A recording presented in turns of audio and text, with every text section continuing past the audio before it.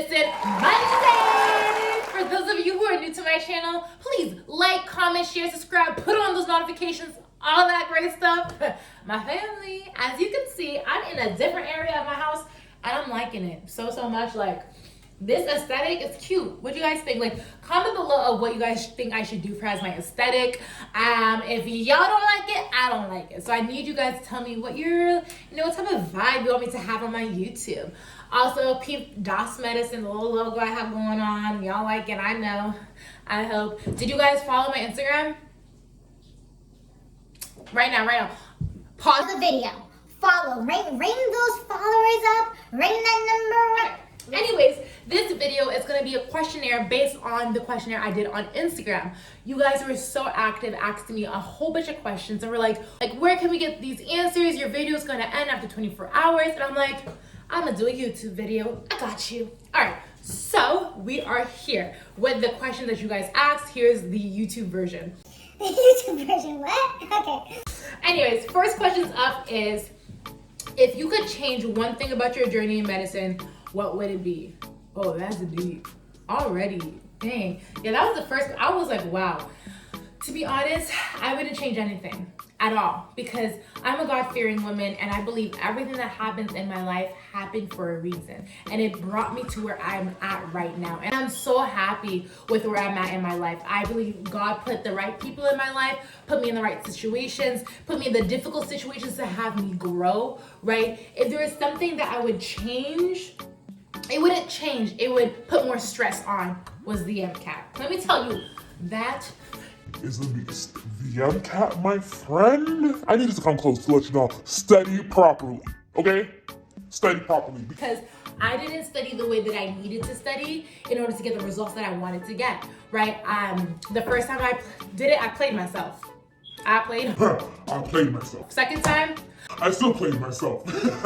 Still played myself. But it was a tribulation, an obstacle that I had to go over, and now I'm here. I'm so blessed and I have the opportunity to, still get that degree. But I'd say, guys, please listen to those practice exams. If you're not getting the score that you want, push the date. I was like, I'm not gonna push it. I'm gonna get it going. I just need 2 weeks to get the score where I needed 5 extra points and I'm good and I'm set. I was wrong. Right? I should have listened to the practice exams. I should have taken more time, be more diligent with that. So that's the biggest thing, is the Mcat. But by the grace of God, I'm where I'm at and I'm happy, okay? You are where you're supposed to be, so do not allow things from the past to come back. Keep it in the past. Keep it in the past and keep going forward. You feel me? Good. Next question. The next question is, how do you memorize all the information given with it being online and remote learning? Listen, it's so hard learning remotely, but I think the biggest thing is you don't memorize to memorize. You memorize to understand. You memorize to apply. You need to be able to apply the material that is being taught to you in a clinical sense, right? And your own understanding. Because if you don't do that, when the information is presented to you in a different form, you won't be able to give the answer that you need to give, right? Because if you're memorizing to memorize, you're not understanding the material. Therefore, if they ask you, try to trick you up, you will fall. You'll fall in their trick. You need to be able to see the material and see how you can apply it, where if you have a patient on the table, guys, because you want to be a physician, right? Or you want to be a law student or an engineer. Not every scenario is going to come the same way that it was presented in your vignette the first time where you memorized it. You need to be able to apply it all sense. So the way you can do that is looking over the material multiple times, where you say it in your own words. You try to teach someone, teach your siblings, teach your parents, your mom, your dad, whoever it is, your family members, your friends, because if they're able to understand it, that means you know it, right? And the biggest thing for me when it comes to studying is having a study group, guys. That helps me memorize so much, because they'll ask a question, I won't know it, but then they teach it to me and I'm like, boom, it stuck. Especially since the way they taught it made more sense than the professor half the times. Also, whiteboarding. That's a hack, y'all. Get a whiteboard and whiteboard it out. That allows you, one, if you pretend like you're teaching a class, it sticks more. Two, you're able to see it visually up in front of your face. I have so many whiteboards in my basement where I study, and like the walls, the whole whiteboard, and I just see the information 24/7, and it becomes like photographic memory. So when I'm on the exam, I close my eyes, I'm like, what is in that corner of that whiteboard that I have in green? Pops up, right? Because it stood there for a week and a half, and I kept looking and looking and looking, and now it's ingrained in my head. Whiteboarding is so helpful. Other things that quiz you, like a Quizlet, for making your own Quizlet, doing Anki. Anki, if you don't know it, it's an amazing app that allows you to do flashcards. I do that all the time. I do flashcards based in my own words, right? And then, so when I'm, waiting for my food or right before bed or in between class, I'm like tapping on my phone with flashcards of information of like, oh, I know this. Oh, this is what it is. This is what it is. So it's just important that you are constantly looking at the information 24/7. I know it sounds kind of crazy and stressful, but use different ways to help you memorize, right? Help you apply the information. So when you see it in different form, you'll be able to spit out the answer that you need. Okay. All right, next. What's a piece of advice you'd share with someone who is in your shoes in college? Don't be afraid to take risk.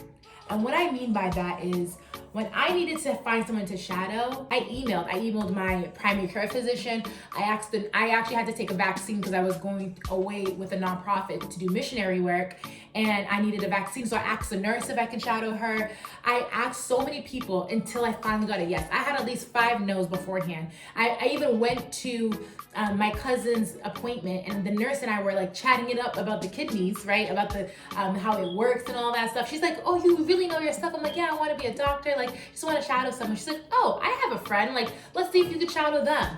Literally, she connected me with the department head, and then that person connected me with another person, and that person's like, I can't shadow someone, but Boston Medical Center, you can shadow the cardiologist there.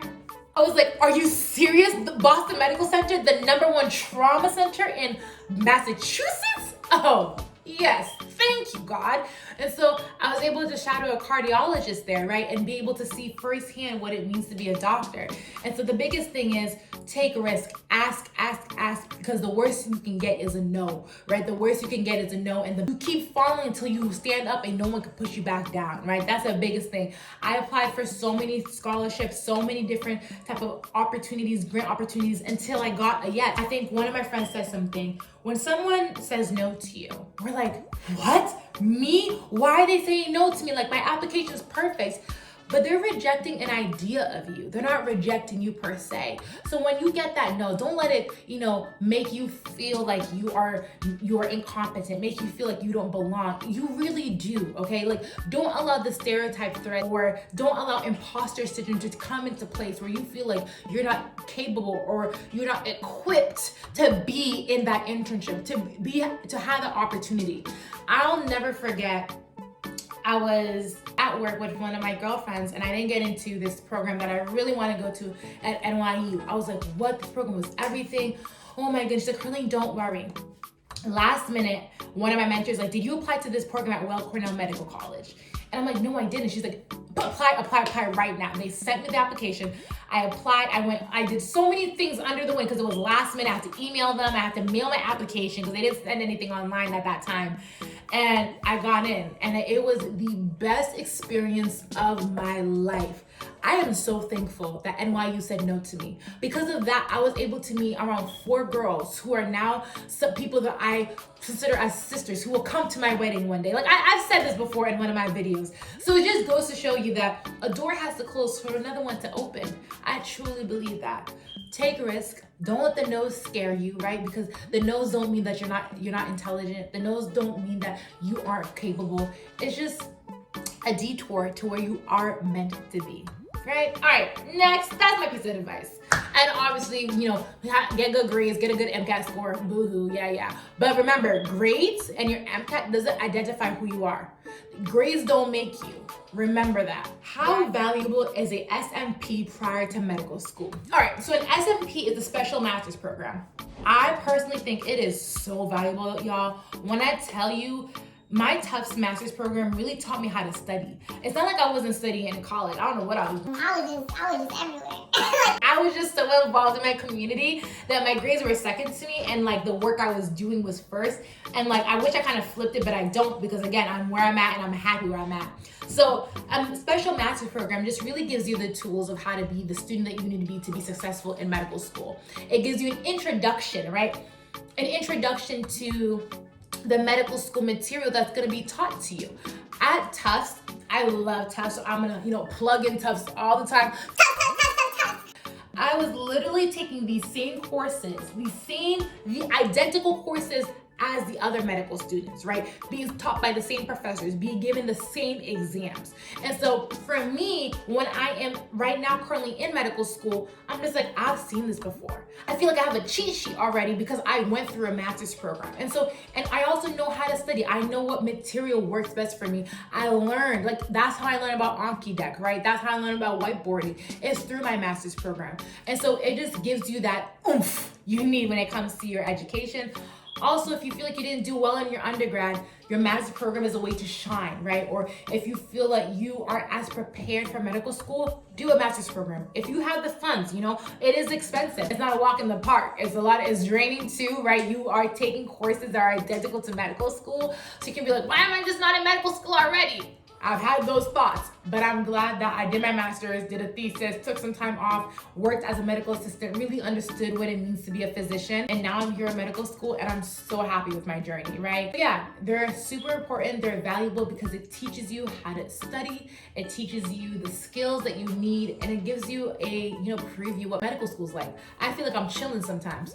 Yes and no, because medical school is still difficult. But it's not as frightening because I've seen the material before. All right, next question. Do you find exams easier or harder to take being in a remote setting versus the classroom? Now it's not as hard, but before it was super difficult because during exams, you're not allowed to stand up to use the restroom, right? You're not allowed to write things out. If you have a math problem, you have to do it in your head. They give you like a box where you can type in your answers, but it's not as convenient as writing it out, right? And I feel like a lot of times you have fresh material, you just want to write it on a piece of paper, on a scrap piece of paper so that it's there for you. You don't have that. You don't even have a whiteboard that you could use because they want to prevent cheating, right? So it's a little bit more difficult, but I've gotten used to it. What's so difficult is that you're not able to word out the question. Sometimes I'm just like, to making sure that I understand what's being asked of me, I'm like this. And when you're when you want to think, you look up like this or like this. I have to do this. I'm like making so many faces at that camera because I'm not able to look up here, look at there, look down and think. I can't think like that. I can't even do this because that right there, they could say I'm trying to cheat. So it's just a little bit more difficult because the way you usually take exams in the past, you can't take it like that. You have to be a robot and take it like this. And if you need to think, you do this. By the grace of God though, SGU gives us blocks to take our exam. So there's 3 blocks.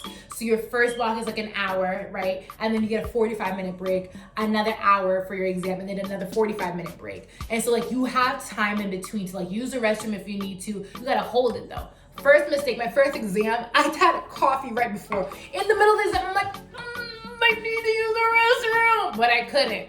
Learn my mistake. I don't eat. If I'm gonna eat before my exam, it's at 5:30 in the morning because my exams are at 10. So like I let my body do what it gotta do, and then I can take my exam at 10 o'clock, and I'm usually done at 2:30, right? So it's like 10 to 11, and then you have 45-minute break. Start at 11:45, then you have another 45-minute break. You start at like 1:30, and then you are done at 2:30, right? So that's what it's like to take exams online. Difficult. All right, next question. Did you have a perfect grade to get into medical school, or is it based on other factors? Great question. I think I've said this before, is that your grades and your Mcat score isn't gonna get you into medical school, but it will hold you back, right? If they're not where it needs to be. And I think, again, that's where a special master's program can come into hand, or a post-bac, where if you didn't get the grades you wanted in undergrad, you'll be able to do a master's program or a post-bac where you can showcase that you actually understand the material that's being presented. Because undergrad, you're like living life. You're also figuring out who you are as an individual. It's the first time you're away from home. So many things happen. You're a young adult. built, right? You're learning to be who you are. You're finding your identity. It's cruel actually for them to think you're not gonna have a little boo-boos on your transcript. What? Anywho, anyways, but other factors do play, right? What is your why? I've talked about it. Why is it that you want to be a physician?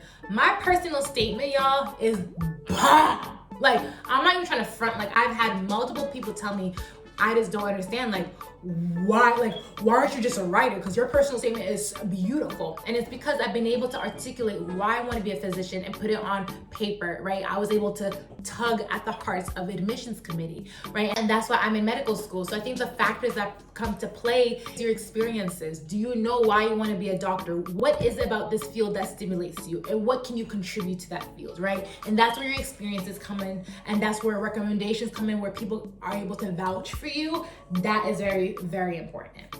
Next, does being a doctor or soon to be affect who you date? Well, y'all getting personal. I like that question. I'm not gonna hold. I really like that question. For me, it does. And it's not because, oh my gosh, they have to be a doctor, X, Y, and Z, but I'm on the go always. I'm on the go type of girl. So it's like, I need someone who's able to fit with my lifestyle. And I'm also gonna be working with patients. I'm also gonna have late nights. And I think it's important that my partner is able to understand that. And ideally, maybe they're in that field, or they understand they have occupation that is also on the go. I think it's just lifestyle wise. And Also, like, no, I'm not gonna say that. I'm not gonna say that thought. Retreat! I was gonna say something that might have made me look shallow. No, it's just not gonna make me look shallow. I think it's important that me and my partner come at the same level in terms of what are you bringing to the table that I'm going to be able to benefit from, and what am I bringing to the table that you'll be able to benefit from, right? What type of conversations are we going to have where it's stimulating, right? What type of conversation that we're going to have where we're growing as individuals? And so I would like my partner to have some type of, background in, I don't know. I just think being a doctor, I am exposed to so many different experiences, so many different perspectives with my patients, and I need someone who is equally being exposed to that type of, not environment, but who's being exposed to different type of perspectives, who is interacting with different type of people. They don't have to be a doctor. They could be a lawyer, engineer, whatever it may be. They could be a professional athlete. They could be a professional singer. They could be whatever it is. But what type of knowledge are you bringing to this relationship, right? How can I feel like I'm benefiting from you? And are you going to be able to live the fast-paced life that I live? All right, next, moving on. How do you manage your time wisely and not procrastinate? Let me tell you, you want to procrastinate. That's just what it is. You're gonna procrastinate. But the biggest thing is forming habits for yourself of scheduling, right? The habit of scheduling everything or having a to-do list, and giving yourself grace if you don't do everything on that to-do list. I think it's so important that we understand that we are humans, right? And sometimes your body's like, yo, you've been going. I need you to calm down. Sometimes your body needs you to relax. And so it's okay if you find yourself, taking a little bit extra, but you Slap back into the game. You just slap back into the game and get your stuff together. And so what I do is having an accountability partner. Shout out to Mel and Theo and Zania and Jade. Y'all been so helpful with medical school. I think it's super essential for you to have accountability partners to help remind you, all right, it's time for us to study. All right, it's time for us to get the show on the road. Okay, like I know you want to do this, but let's cap it at 45 minutes. Having people who are in the same field with you to help you remain diligent, remain focused is super important, right? I think it allows you to just really be disciplined when you have other people keeping you accountable for your actions. It's super important. And if you don't have people that you can relying on yourself by having, to-do lists, schedules. It's always good to cross something off your to-do list. And it's always good to visually have a schedule. So you're like, okay, at this time I'm doing this. I want to be able to apply this amount of time to this type of lecture, this amount of time to this type of project I'm working on, this type of time to this other lecture. It keeps your day filled with things you need to do, but in a nice, organized way. Being organized helps with removing procrastination out of the equation. And another thing about procrastination, A lot of time people procrastinate because they have anxiety with the material that's in front of them. They allow that anxiety to handicap them where they're unable to look at that to-do list and actually cross something out. So one of my really good friends, Mel Chung, will be able to give you some amazing advice. Let's see what she has to say. Hi, my name is Melissa Chung, and I'm a first-year medical student at St. George's University. I am honored to be able to speak on herlynedas Medicine Monday, and I just want to drop you guys a gem. So, how many times have you encountered a lot of schoolwork, a project for work, or any large task in life, and sometimes you retract from it and you procrastinate, and by the time you know, you have to stress and get it done at once? Well, one of my mottos I use in medical school is, how do you eat an elephant? One bite at a time. So sometimes when you have large amounts of work or like a large project, it can be intimidating and you don't want to do it. But instead, if you work on it bit by bit by bit, it'll get done in a matter of time. And then by the time it's due, you're all done and you're not even stressing out about, oh my God, I have this much to do. I'm stressed, or I'm staying up late at night. I know medical school for me is stressful, and sometimes the material we learn makes me want to retract. And I just gotta keep reminding myself, it's okay, just do a little bit at a time. Get as much done as you can, and by the time you know it, you'll be done. I hope you guys can use this in your everyday life. Just remember, one bite at a time. Okay. All right, next question is, y'all are getting personal. Okay, are you single? Yes, I am. Moving on. Again, what qualities do you look in a man? You look for in a man? I'm gonna keep this short and brief because I want to end this video on this note so then y'all can, get back to studying. For me, God-fearing. That's number one because I'm God-fearing. I love someone that I can pray with, someone that I can go to church with, someone that I can just speak, talk about God. We can speak life into things through the grace of God, 2, family-oriented. I need me a family-oriented man because I am obsessed with my family. Obsessed with my family. I love them so much. Family and friends. I view my friends as family, so they're included. And I'd love someone to equally have that type of love for their family and friends. And we can just, have a big old family. I want them to love my family as much as they love theirs and vice versa. 3, stimulation. Like I mentioned before, someone who can stimulate my mind because I want us to go past, like the superficial. How can you really touch my soul, right? Like how can your conversations, how can I feel like I'm growing from you? Every single day I'm talking to you, I'm like, wow, this man is something different. That's the type of energy I need. 1, 2, 3, 4, someone who's athletic. For me, I am, I love being in shape. I'm trying to get more into shape. I'm gonna be a doctor, right? Ideally a cardiologist. And so I need to practice what I preach and be able to be as healthy as my patients. And I'd love my partners to be as healthy so that we can have a healthy home. Like what? And then 5, this is my biggest thing, is how kind the individual is. I don't think people understand the idea of being kind. I know this isn't a relationship talk, but how does someone treat the waiter when you're out to dinner, right? How does someone treat people on the street when we're walking, right? And you're opening the door for me. Are you gonna keep the door open for the family behind us? Or are you selfish and just gonna slam the door in their face, right? Or like, for me anyways, whenever I see someone who's homeless, my heart tugs at that and I'm like, what can I give? Do I have a candy bar in my bag? Obviously they want something that's nutritious, but if I don't have money to give them, do I have any food in my purse I can give them, right? I'm someone who's big on serving my community, so the quality I look at someone who's as kind and who can also serve the community with me. Oh, last thing too, that's super important that us women and men too need to remember is, how does someone treat you when they're upset with you? How are they raising their voice?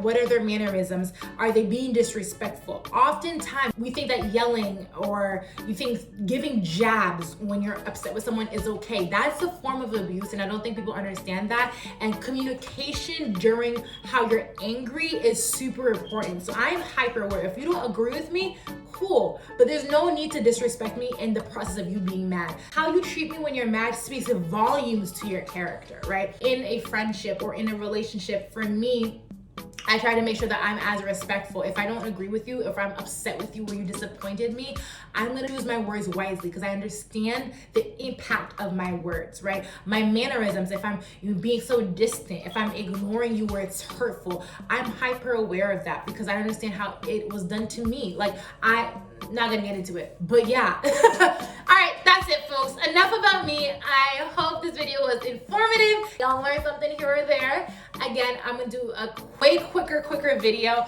of tips that I use to help me be successful in medical school that will be dropping in December. And I have a couple of things for you guys. I actually have a cute little table talk I did with my cousins, with my sister a couple of months ago, and I'm gonna post it for you guys. I think you guys will enjoy it. It talks about mental health in terms of our parents, right? How their traumas has impacted us, and we understand what mental health does. Are we aware of their traumas, and are we educating them, right? Maybe we should give them a little bit more grace and understand that it's not their fault that they are the way that they are. And so this, goes to my Haitians. So we have a little Haitian talk for y'all. I'm excited to finally post it. My cousins are just like, when are you gonna post it? We did this video for you. I'm like, it's coming, okay? So I hope you guys enjoy this Medicine Monday, and I'll be back with more videos.